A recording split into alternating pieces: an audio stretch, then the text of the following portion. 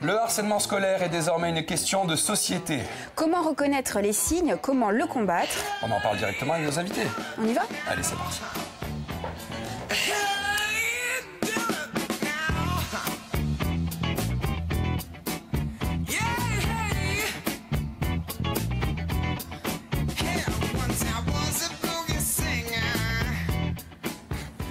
Bonjour à tous et bienvenue dans cette seconde partie de Via Nova au sommaire, Caroline. La lutte contre le harcèlement scolaire au cœur du système éducatif. Alors comment le prévenir et combattre ce fléau? Nous posons la question à nos invités dans quelques instants.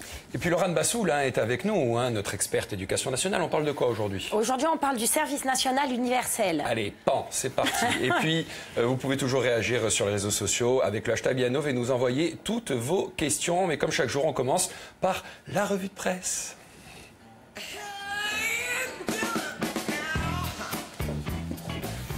Toujours la petite pression avant de rentrer, quand même, le toujours. petit. C'est comme au théâtre. Allez, on commence avec un peu d'humour du coup. Oui, oui, parce que mercredi, c'est le jour du canard enchaîné. Et voilà, le canard enchaîné jette évidemment. si, c'est le jour du canard enchaîné. Et il jette son œil évidemment ironique sur la fameuse itinérance d'Emmanuel Macron dans les régions qui ont été touchées par la Grande Guerre. Mais en même temps, le canard parle de carburant. Donc, il compte sur l'itinérance mémorielle pour faire oublier le prix à la pompe. Macron caresse les Français dans le sens du poilu. Oui. C'est pas mal. Hein. Puis on continue là avec les taxis de la Marne. Alors évidemment, pour ceux qui sont très jeunes, les taxis de la Marne, ça fait référence aux taxis de la Marne qui avaient été réquisitionnés pour amener des soldats sur le front en renfort. Voilà. J'ai fait style, moi, que je savais. Oui, parce que vraiment, les taxis de la Marne, si vous ne savez pas, c'est un petit peu... Donc voilà, on parle de carburant. Oui, on parle des prix du carburant. Des prix du carburant, tout à fait. Avec notamment la une de l'Humanité et ce titre, Macron à côté de ses pompes. Bah oui, il fallait la faire. Hein. Oui, il fallait la faire, elle est quand même bien. Le quotidien nous explique donc que face à la colère sociale, le chef de l'État se défausse sur les régions plutôt que de s'en prendre aux pétroliers ou aux pollueurs. Et le Figaro va aussi titrer sur ce sentiment de colère avec Macron peine à apaiser la colère et il précise... Alors qu'un appel à bloquer les routes le 17 novembre a été lancé sur les réseaux sociaux contre la hausse du prix du diesel, en l'occurrence, là c'est pour le diesel, le chef de l'État tente de justifier sa politique. Le Monde conserve aussi encore cette information à la une avec carburant, comment Macron répond à la crise. Mais on voit... Ouais, on voit que ce n'est pas l'information principale. Voilà, l'information principale, regardez, elle est là. C'est la catastrophe, évidemment, de la rue d'Aubagne à Marseille. À Marseille, où le bilan s'est encore alourdi cette nuit, un 5e corps a été découvert. Effondrement meurtrier à Marseille. L'accident pose la question de l'habitat insalubre dans la cité phocéenne. Et c'est précisément sur ce thème que la Croix va aussi étudier le problème avec les périls de l'habitat indigne et une enquête sur les risques engendrés par les logements vétustes et évidemment sur les moyens aussi de s'en prévenir. De son côté, la Provence a carrément un titre accusateur. Drame de la rue d'Aubagne, ceux qui savaient. Voilà, alors là, le quotidien revient sur ceux qui savaient, en disant beaucoup savaient dans leur fort intérieur que le pire allait arriver. Et le quotidien parle aussi des disparus, encore des miraculés, mais aussi des responsabilités. À qui incombe-t-elle? Nous, de notre côté, Corse Matin et Nice Matin avaient consacré 2 pages hier aussi à cette catastrophe, avec les disparus dans un terrifiant effondrement. Et là, on parlait aussi des riverains en colère, mais du dégoût aussi de ces riverains parce que les choses étaient déjà sûres. Regardez, ils avaient alerté la ville à plusieurs reprises. Et aussi, Noailles, le quartier dégradé, une catastrophe qu'on a vue venir de loin. On a bien sûr une pensée pour toutes les victimes, bien sûr. Allez, on termine avec un peu de légèreté.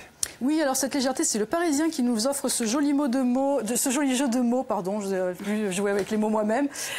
Violence à l'école, des proviseurs alarmés, alerte, alarme, alarmés. C'est pas mal. On avait compris. Hein.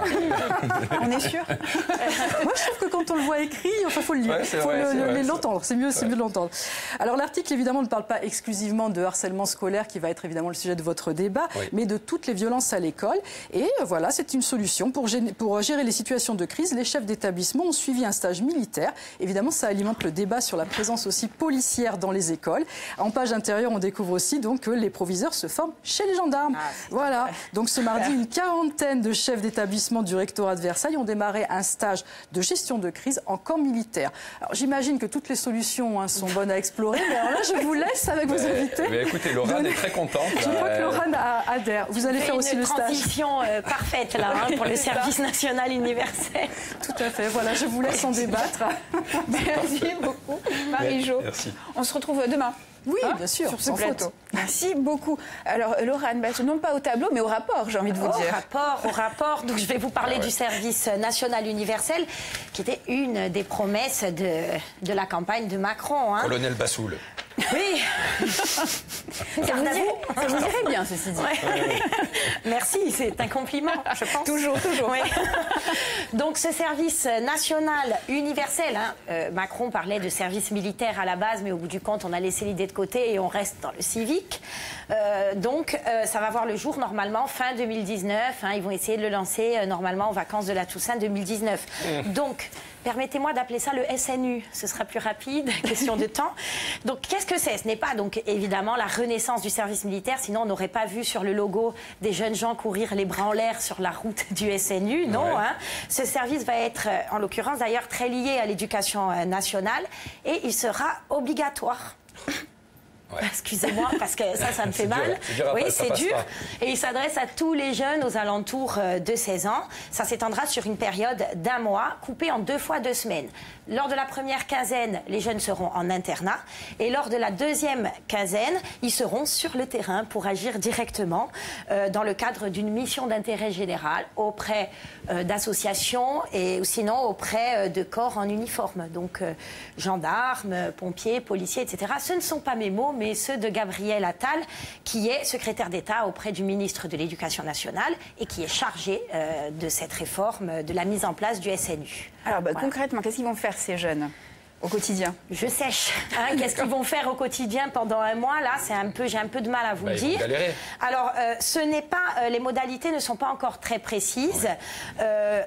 Une consultation de la jeunesse a été lancée. Donc, ce groupe de travail s'est déplacé dans plusieurs villes pour consulter la jeunesse, savoir de quoi ils auraient besoin, ce qu'ils aimeraient faire. Sur Internet aussi, c'était possible de donner son avis. Et là, c'est là que mes compétences journalistiques touchent à leurs limites, c'est-à-dire que ça s'est terminé en octobre. Et donc on est à 1 semaine, j'y étais, quoi, 1 semaine près. Ah ouais, mais c'est pas mal. Voilà, donc vous ne pouvez plus donner votre avis. En revanche, un rapport amendé sera consultable sans doute dans le courant du mois de novembre, lorsque le groupe de travail aura fini d'analyser toutes ces consultations et de travailler là-dessus. Tout ce que je peux dire, c'est que ce mois va tourner autour de quelques grands aspects. Donc la culture, la défense, l'environnement, l'aide à la personne ou encore le tutorat. J'imagine qu'ils passeront encore sans doute leur brevet de secourisme, etc., hein, qu'il faut renouveler souvent. Suite à cela, les jeunes entre 18 et 25 ans, donc 2 ans après, en ayant retenu cette belle expérience, pourront s'engager entre 18 et 25 ans sur une période d'au moins 3 mois dans une de ces voies. Voilà. Alors, le but de cette réforme, Laurane? Alors, le but de cette réforme, c'est de favoriser le brassage social et territorial, ce qui est déjà censé faire l'école, hein, au passage. C'est de faire prendre conscience aux jeunes des enjeux de la défense et de la sécurité nationale. Et c'est aussi de développer la culture de l'engagement. Alors, en conclusion, on en pense quoi?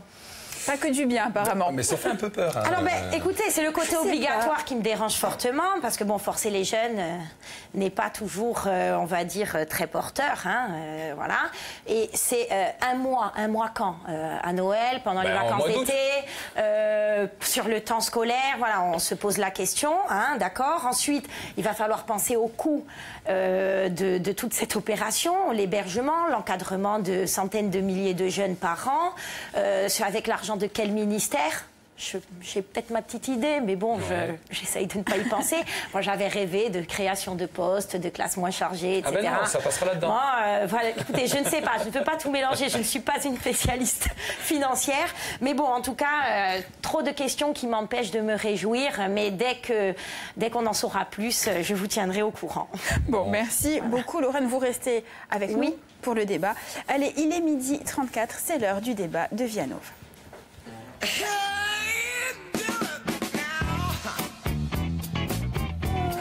Bonjour et bienvenue.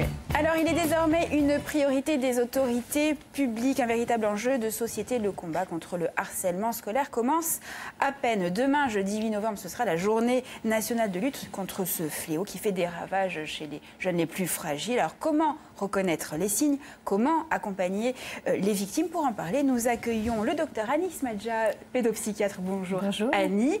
Et Marc Bottin, alors référent académique pour le harcèlement scolaire, ou contre le harcèlement scolaire, en tout cas dans l'Académie de Corse. Bonjour et bienvenue. Je l'ai déjà dit, ça aussi, merci d'avoir accepté notre invitation. Libérer la parole, c'est le plus important, c'est la première chose à faire. On regarde.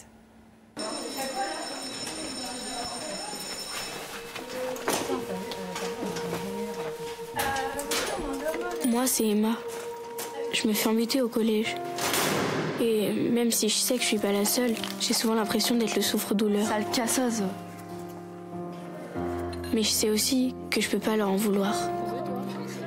Je suis pas à leur niveau.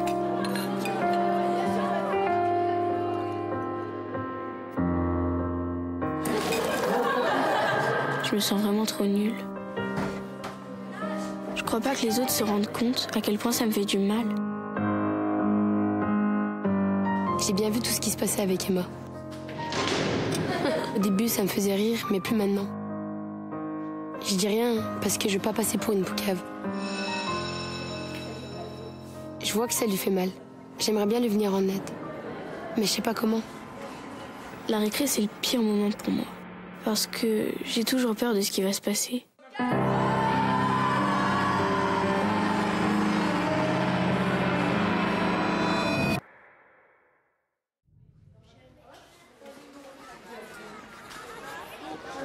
On fait comme ça? Allez, à plus tard les filles. Ça va Emma? Le harcèlement, pour l'arrêter, il faut en parler. Annie Smadja, en parler quand on est victime ou même témoin de harcèlement, est-ce que c'est le début de la fin du harcèlement ? Ah oui, je trouve que la question est extrêmement bien posée puisque ce qui est un petit peu au centre des témoignages, c'est quand même la difficulté à dire et le silence, donc, et la solitude. Donc c'est sûr qu'à partir du moment où on a déjà commencé à parler, c'est le début du traitement. La question, c'est de savoir comment introduire un partenaire, que le partenaire se situe bien et pour dire quoi. Voilà, on peut dire un petit peu ça aussi, pour peut-être, mais ça on verra dans la suite, se décaler de la logique binaire harceleur-harcelé. On peut dire un petit peu ça pour résumer la question comme ça. Marc Bottin, est-ce que vous avez une définition du harcèlement qui recouvre plein de réalités et plein de formes ? Tout un panel de violence, effectivement. Donc on va parler effectivement de harcèlement quand il y a violence répétée, avec intention de nuire, dans le but d'isoler une victime. Et l'isoler, c'est lui faire prendre conscience qu'elle ne vaut rien, qu'elle n'a pas de valeur. Et c'est pour ça qu'elle va s'enfermer dans ce silence dont on parle.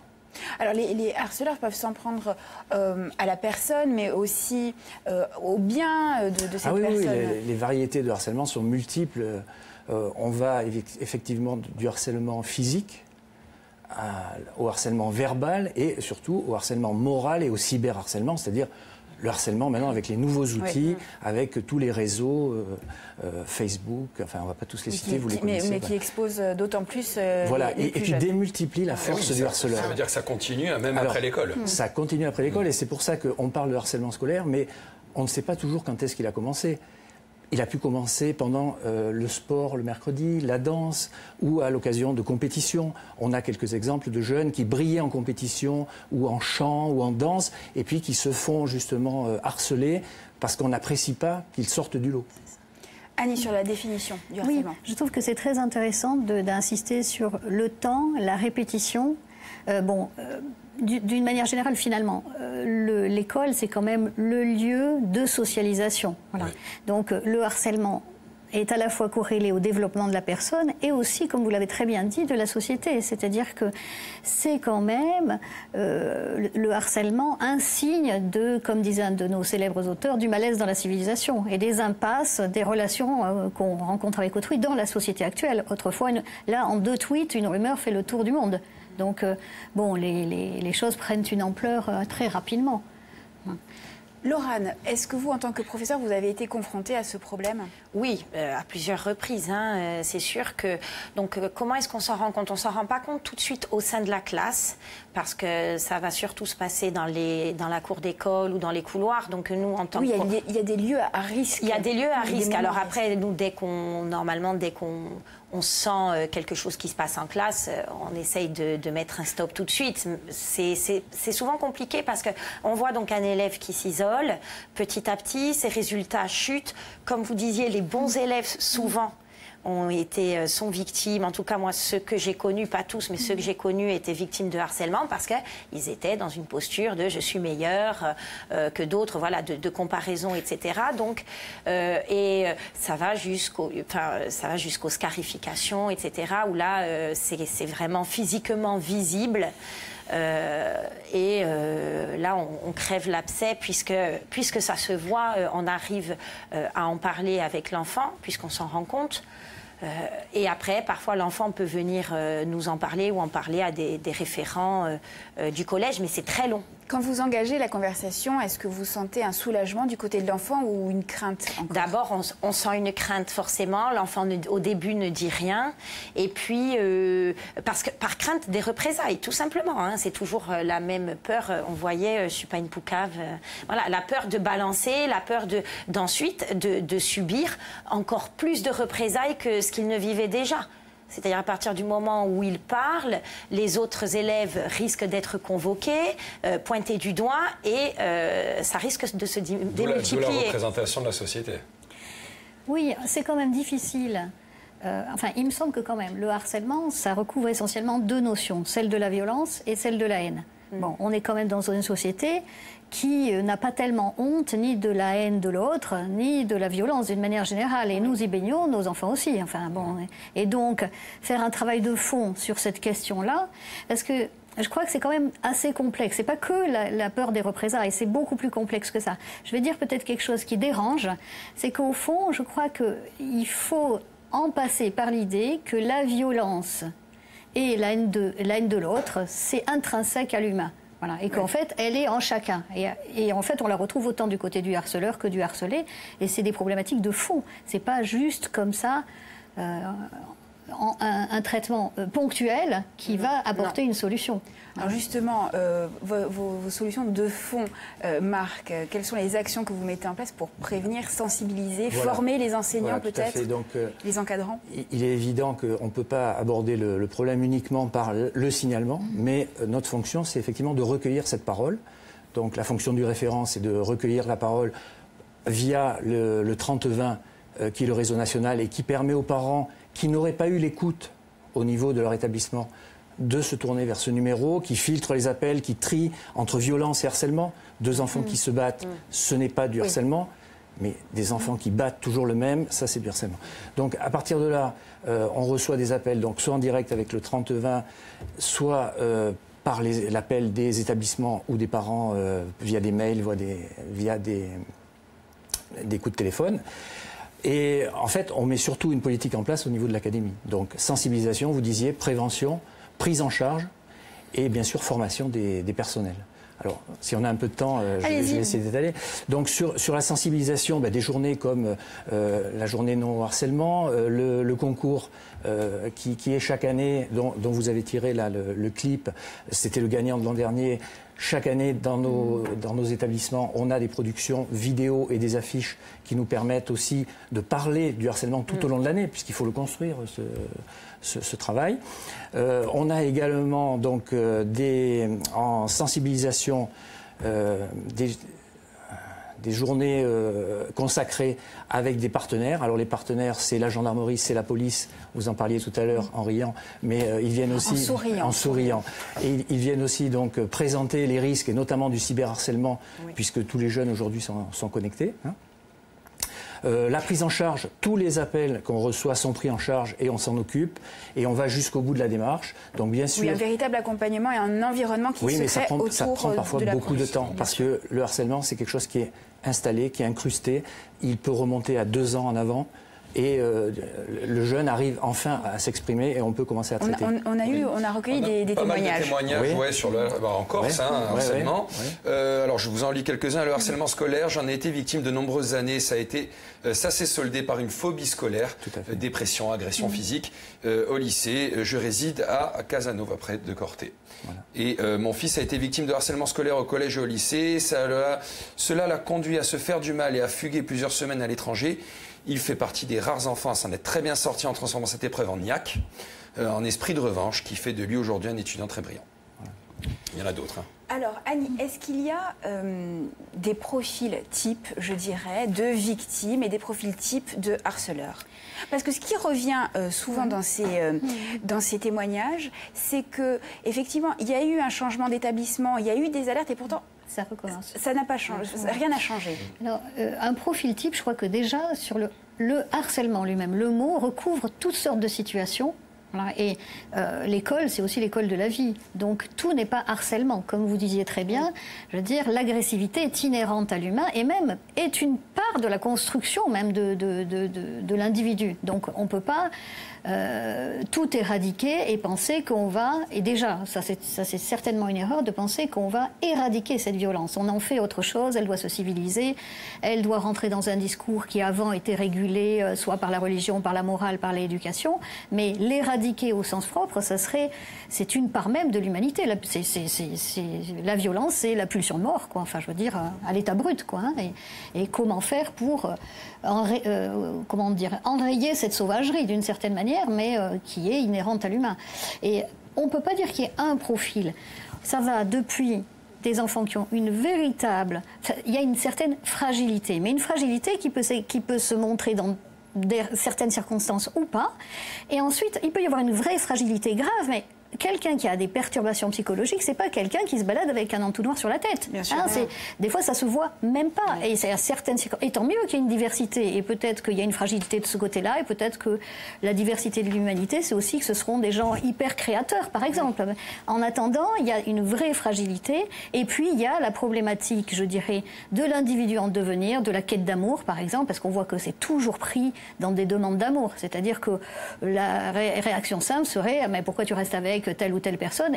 Il y a quelque chose qui attache du côté de la quête d'amour, du côté aussi existentiel de ce que je suis pas, le manque à être, et puis de la reconnaissance des pairs, parce qu'on a beau être entouré par sa famille, c'est de ses semblables qu'on veut une reconnaissance et une inclusion dans le groupe. Et du côté du harceleur, je dirais, ou des harceleurs, est-ce qu'ils prennent plaisir à martyriser, ou est-ce qu'ils en ont seulement conscience? Oui, c'est ça. Est-ce qu'ils en ont conscience? Alors pas toujours, justement. C'est les enfants, donc. On a une psychologue, Hélène Romano, qui nous dit que 80% des cas, ce sont des jeunes qui ont besoin d'exister, de se sentir, alors on parle du caïd, on parle du leader, ils apprécient d'être entourés d'un petit groupe d'amis et d'avoir surtout un bouc émissaire, hein, parce qu'ils existent à travers ça. Donc on va dire que 80% peuvent être accessible à une forme d'éducation. Et c'est ça qui nous rassure un petit peu dans un sens, c'est qu'à travers les programmes scolaires, l'éducation donc à l'image, l'éducation aux médias, l'enseignement moral et civique, on permet déjà aussi tout au long de l'année de traiter ces problèmes, notamment de la vie avec autrui. Hein, on n'est pas des animaux et l'école est là aussi pour éduquer au vivre ensemble. Absolument. Donc à partir de là, on sait qu'il y a ce gros groupe. Après, vous avez des gens qui vont présenter effectivement des cas un peu particuliers et qui vont être plus difficiles à traiter et qui iront peut-être consulter plus tard, parce qu'on dit qu'il y a des victimes évidemment chez les harcelés, mais les harceleurs ne vont pas très bien non plus toujours. Tout à fait, non. Ça peut être des harceleurs harcelés, c'est-à-dire qu'ils vivent mal chez eux, ils sont peut-être harcelés chez eux par leur famille, dans le sens qu'ils vivent mal leurs conditions, et ils se rattrapent sur les autres. Et à ce niveau, le harceleur ne s'en rend pas toujours compte, puisqu'il y a quelques années, lors d'une journée de prévention contre le harcèlement, où même on avait fait des petits clips, c'était pas en Corse, et au sein d'une classe d'une trentaine d'élèves, on avait posé la question, y a-t-il parmi vous des harceleurs? Et il y a 4 ou 5 mains qui se sont levées. Ah, quand même? Oui. 4 ou 5 mains se sont levées et ils ont dit leur faute. Ils ont dit, voilà, nous, c'est vrai que, par exemple, je me souviens d'une jeune fille qui me disait systématiquement, j'harcelais, j'embêtais un petit de 6e, etc. Et ils l'ont tous dit. Ils ont dit, aujourd'hui, je le regrette. Ils étaient déjà un petit peu plus grands, ils étaient en 3e, mais ils ne se rendaient pas compte. Ils savaient qu'ils faisaient quelque chose de mal, mais quand on donne le mot harcèlement, d'un coup, ça fait quand même un déclic. Et lors de toutes les préventions que l'on fait, avec les assistantes sociales, etc., il y a vraiment une prise de conscience qui se fait peut-être qu'il n'empêchera pas certains de continuer, mais il y a un déclic qui se fait très souvent lorsqu'ils savent ce que c'est. Alors un point, je dirais, juridique sur les harceleurs. Le harcèlement scolaire est puni par la loi. Les harceleurs s'exposent à une amende pouvant aller jusqu'à 45 000 € et à une peine de 3 ans de prison. Le harcèlement peut être également qualifié en violence volontaire. Donc dans ces cas-là, il est passible de 2 ans et demi à 7 ans de prison. Et si dans ce cas, la victime était mineure au moment des faits, elle a jusqu'à ses 38 ans pour porter plainte. Voilà pour la minute droit et info juridique. Il y aurait en France 700 000 élèves concernés par le harcèlement. Alors, c'est forcément en dessous de la réalité puisqu'on a vu que beaucoup n'osaient pas encore parler et un élève sur 5 souffrant de cyberharcèlement. Qu'est-ce qu'on peut leur dire à ces élèves? Comment, là, tout de suite, pour les parents même qui nous regardent, pour les élèves qui nous regardent aujourd'hui, comment le mot qui peut les aider? Ils parlent à qui? Comment? Annie?